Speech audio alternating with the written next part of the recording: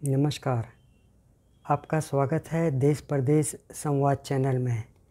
आज हम बात करेंगे भारतीय राजनीति में फ्रीबीज के चलन के बारे में।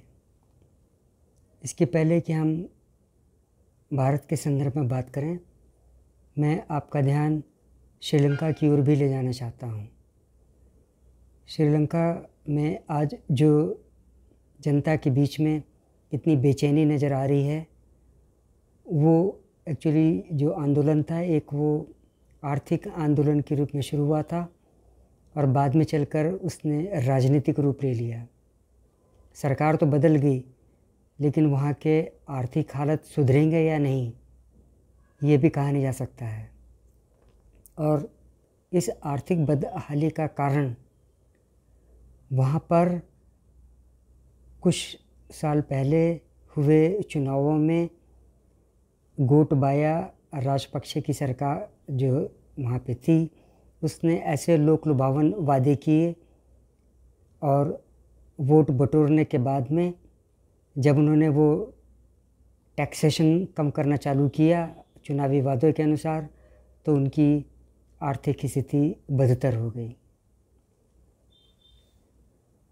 भारतीय राजनीति में फ्रीबीज की चर्चा एक बार फिर से चल पड़ी है।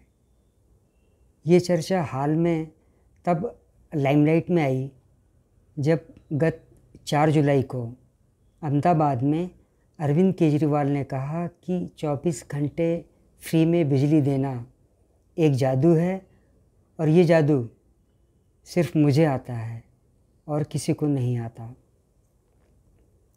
प्रधानमंत्री नरेंद्र मोदी ने पिछले दिनों झारखंड और उत्तर प्रदेश में कुछ कहा है। आइए उसके ऊपर भी थोड़ा सा गौर कर लेते हैं। देवघर में मंगलवार 12 जुलाई को all India institute of medical sciences और हवाई अड्डे सहित बहुत सारी ढांचागत सुविधाओं का सौगात झारखंड को देते हुए प्रधानमंत्री ने वहाँ की जनता को एक जनसभा में संबोधित भी किया।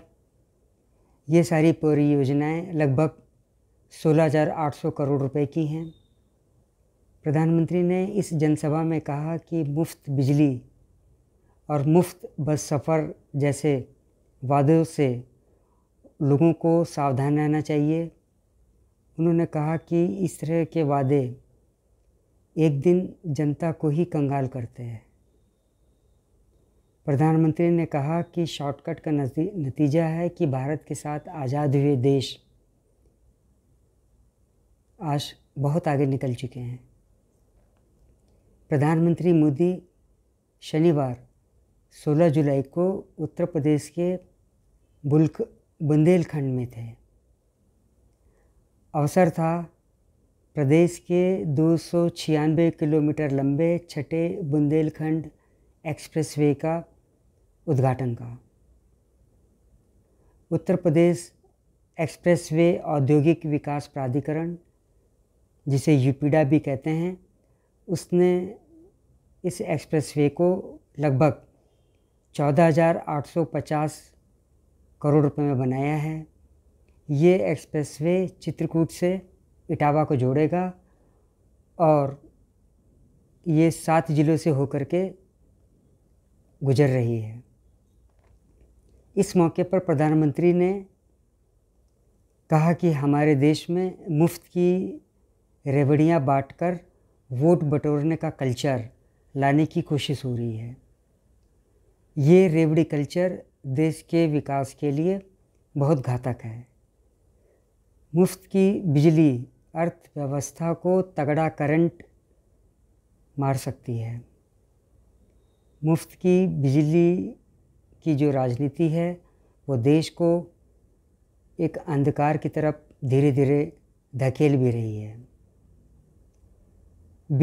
बिजली मुफ्त बांटने से होने वाले नुकसान की भरपाई कहाँ से होगी, ये एक बहुत बड़ा सवाल है। हाइड्रो पावर प्लांट और थर्मल पावर प्लांट से जो बिजली बनती है उससे पर्यावरण को कितना नुकसान पहुंचता है,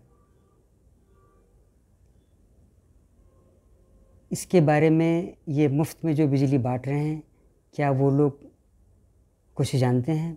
क्या वो कुछ जवाब देंगे? ख़ास तौर पर इस ग्लोबल वार्मिंग के ज़माने में।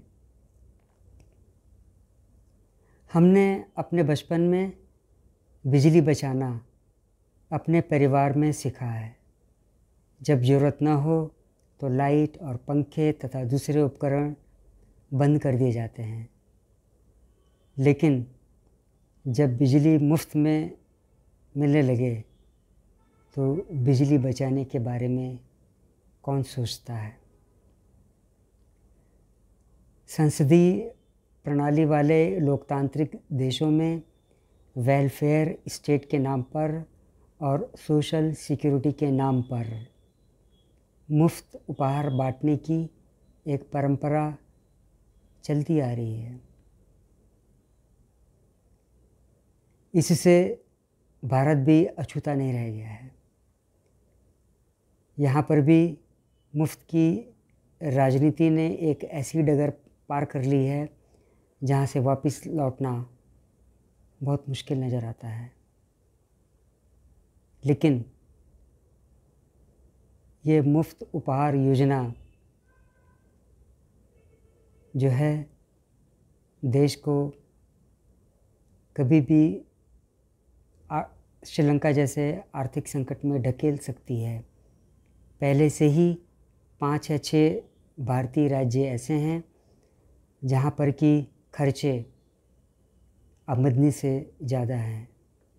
माले मुफ्त दिले बेरहम, ऐसा ना हो कि देश पर भारी पड़ जाए। आज के इस अंक में बस इतना ही। आपसे अनुरोध है कि आप मेरे इस चैनल को देखिए, इसे साझा कीजिए और हाँ, इसको सब्सक्राइब करना मत भूलिए। जय हिंद।